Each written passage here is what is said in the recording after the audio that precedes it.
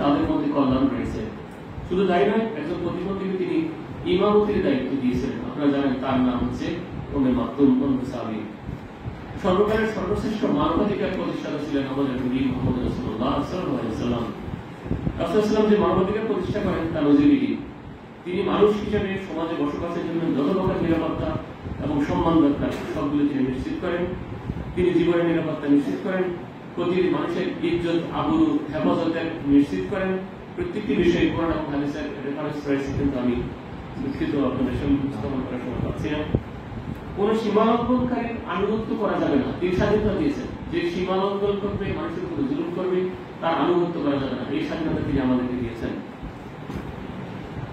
ধর্ম বর্ণ নির্বিশেষে সকলের সমান অধিকার ভোগ করতে পারবে, এই ব্যাপারে তিনি সুস্পষ্ট বক্তব্য দিয়েছেন।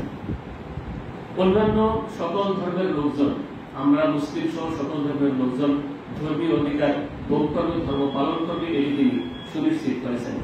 নবী সাল্লাল্লাহু আলাইহি ওয়াসাল্লাম সকল ধর্মের লোকদের নিজ নিজ ধর্ম সংস্থার অধিকার নিশ্চিত করে বলেন, লা ইকরাহা ফিদ-দীনি ক্বাদ তাবায়্যানা রুশদু মিনাল গায়। সূরা বাকারা আয়াত নম্বর 256। দ্বীনের ব্যাপারে কোনো জবরদস্তি নেই, সত্য পথ ভ্রান্ত পথ থেকে সুস্পষ্ট হয়ে গিয়েছে।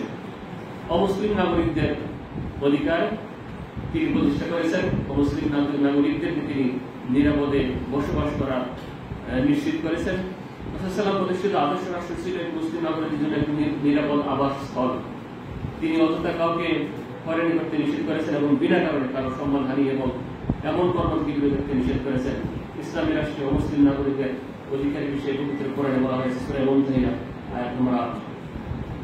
অমুসলিমদের অর্থনৈতিক নিরাপত্তার ব্যাপারে ইসলামী রাষ্ট্র মুহাম্মদ সাল্লাল্লাহু আলাইহি ওয়াসাল্লাম পদক্ষেপ নিয়েছিলেন। তিনি রাষ্ট্র নাগরিকদের মধ্যে যারা মুসলিম ছিলেন তাদের অর্থনৈতিক নিরাপত্তার ব্যবস্থা করেন। এ সকল মৌলিক গুরুত্বপূর্ণ বিষয়গুলিতে মুসলিম নাগরিক এবং অমুসলিম নাগরিক কাউকেই পার্থক্য করা হতো না। খলিফা ওমর ইবনে আব্দুল আজিজ রাহিমাহুল্লাহ তার বসরা শাসনকর্তা আদি ইবনে আতাদকে পাঠিয়েছিলেন যে, তুমি নিজে লক্ষ্য করে দেখো অমুসলিম নাগরিকদের মধ্যে যেসব লোক বয়োবৃদ্ধ ও ক্ষমতাহীন হয়ে পড়েছে এবং যার উপার্জন উপায়ে কিছুই নেই, তুমি তাদের উপার্জন মতো অর্থ রাষ্ট্রীয় বাইতুল মাল থেকে দাও। কিতাবুল আমওয়াল পৃষ্ঠা 45 থেকে 46।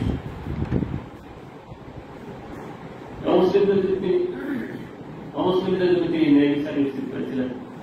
রাসূলুল্লাহ সাল্লাল্লাহু আলাইহি ওয়াসাল্লাম রাষ্ট্র পরিচালনার শক্তিশালী প্রতিরক্ষা বিভাগ গঠন করেছিলেন। তার প্রতিরক্ষার মূল কথা ছিল আত্মরক্ষা, আক্রমণাত্মক নয়। রাসূল সাল্লাল্লাহু আলাইহি ওয়াসাল্লামের একটি পরিচ্ছন্ন সুস্পষ্ট পররাষ্ট্রনীতি ছিল। তিনি আন্তর্জাতিক চুক্তি এবং প্রতিশ্রুতির প্রতি মর্যাদা দিতেন। স্বাভাবিকভাবে যে কোনো চুক্তি ও প্রতিশ্রুতি পূরণ করা ইসলামের নীতি। অমুসলিম কাফের কিংবা মুশরিকদের সাথে সন্ধি চুক্তি পূরণ করার নির্দেশ প্রদান করে আল্লাহ তাআলা নির্দেশনা দিয়েছেন। এটি এসেছে সূরা তাওবা 4 নম্বর আয়াতে। কৃষি ক্ষেত্রেও রাসূলুল্লাহ সাল্লাল্লাহু আলাইহি ওয়াসাল্লাম পদক্ষেপ নিয়েছিলেন। আপনারা জানেন সূরা জুমার 10 নম্বর আয়াতে আল্লাহ রাব্বুল আলামিন বলেছেন, তোমরা যখন সালাত সমাপ্ত করবে জমি ছড়িয়ে পড়বে। আবার রাসূলুল্লাহ সাল্লাল্লাহু আলাইহি ওয়াসাল্লাম বলেছেন একটি হাদিসে, মা বিল মুসলিমিন ইয়াবনি সালাসান আও ইয়াসরাউ জারান, যে কোন মুসলমান গাছ লাগায় কিংবা ফসল ফলায়, তা থেকে পাখি কিংবা মানুষ অথবা চতুষ্পদ জন্তু খায়, তা তার জন্য সদকা হিসেবে গণ্য হয়। এইভাবে তিনি মানুষের জীবনের প্রতিটি ক্ষেত্রে এমন সুস্পষ্টভাবে নির্দেশনা দিয়েছেন, দিয়ে দিয়ে স্বচ্ছ এবং পরিচ্ছন্ন রাষ্ট্র পরিচালনার মাধ্যমে পৃথিবীর ইতিহাসে সফল এবং সর্বশ্রেষ্ঠ রাষ্ট্রনায়ক হিসেবে আমাদের মধ্যে প্রতীয়মান হয়েছেন।